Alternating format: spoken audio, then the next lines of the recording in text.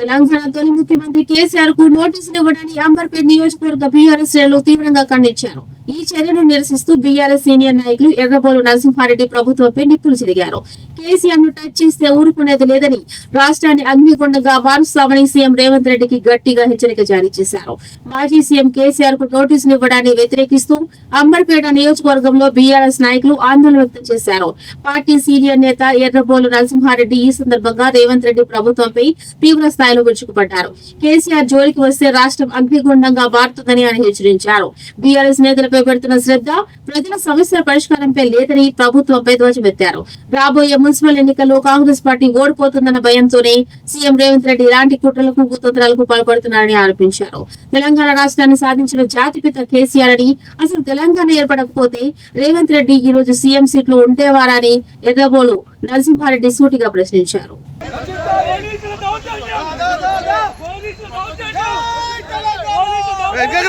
బాబు వెనకకి రండి మీరు.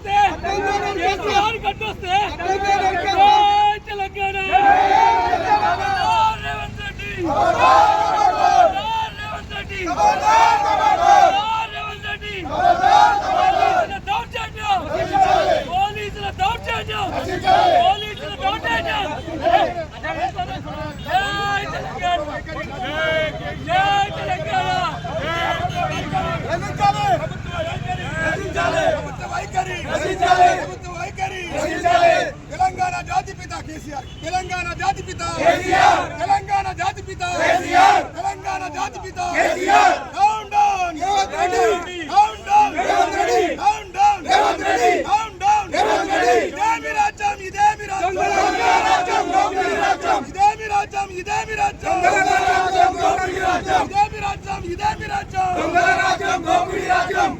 జై తెలంగాణ. కేసులు పెట్టిన రేవంత్ రెడ్డి, డౌన్ డౌన్ కేసులు పెట్టిన రేవంత్ రెడ్డి, డౌన్ డౌన్. కాలాన గడిచిన నాయకత్వం వదిలాలి, కాలాన గడిచిన నాయకత్వం వదిలాలి, కాలాన గడిచిన నాయకత్వం వదిలాలి. జై తెలంగాణ, జై తెలంగాణ, జై కేసీఆర్, జై కేటీఆర్, జై కాళేజన్న, జై తెలంగాణ. ఈరోజు తెలంగాణ రాష్ట్రంలో అత్యంత బాధాకరమైన దినం. ఈరోజు మనం అందరం చూస్తూ ఉన్నాం. గత వారం రోజుల నుంచి ఈ ప్రభుత్వం ఏదైతే రేవంత్ రెడ్డి గారి కాంగ్రెస్ ప్రభుత్వం ఉందో, ఈ ప్రభుత్వం ఒక డ్రామా ఆడిపిస్తూ ఉంది ఈ రాష్ట్రంలో. ఫోన్ ట్యాపింగ్ కేసు అని చెప్పి ఒక కేసు దాన్ని ఏర్పాటు చేసి దానిలో భాగంగా గత వారం రోజుల నుంచి మొదట హరీష్ రావు గారికి, అదేవిధంగా కేటీఆర్ రావు గారికి, అదేవిధంగా నిన్న సంతోష్ రావు గారికి నోటీసులు ఇవ్వడం జరిగింది. దాని తదనంతరం ఏం జరుగుతుందా అని మేము ఆలోచించే లోపే ఈరోజు మధ్యాహ్నము మా ఈ తెలంగాణను సాధించిన తెలంగాణ దాత మనందరికీ తెలుసు, కేసీఆర్ గారు ఎంత సాహసం చేసి ఈ తెలంగాణను సాధించిండో అని చెప్పి ఈ రాష్ట్రంలో ఉన్న 5 కోట్ల మందిని ఎవరిని అడిగినా ఈ రోజు కూడా ఈ రాష్ట్రానికి ముఖ్యమంత్రి ఎవరంటే ఇంకా 50% పబ్లిక్ కేసీఆర్ అయినా చెప్తారు. ఈ తెలంగాణను ఎవరు తెచ్చారంటే కేసీఆర్ తెచ్చారని చెప్తారు. అట్లాంటి కేసీఆర్ తెచ్చిన వ్యక్తిపై ఈ రోజు నువ్వు నోటీసులు ఇచ్చి ఏదో ఆనందపడాలని ఆనందపడుతున్నావు, కానీ నువ్వు అగ్గితో పోరాటం చేస్తున్నావు అని ఈ రోజు అర్థం చేసుకో. కేసీఆర్ అంటే ఒక అగ్గి. ఈ రాష్ట్రాన్ని సాధించడంలో ఎంత ఆయన మేధోశక్తిని ఉపయోగించి ఈ రాష్ట్రాన్ని సాధించడో మనందరికీ తెలుసు. కాబట్టి ఈరోజు తెలంగాణ రాష్ట్రం మా సోదరులంతా చెప్పినట్టు నువ్వు తెలంగాణ రాష్ట్రం ఏర్పడినందుకే ఈరోజు ముఖ్యమంత్రి అయినావు.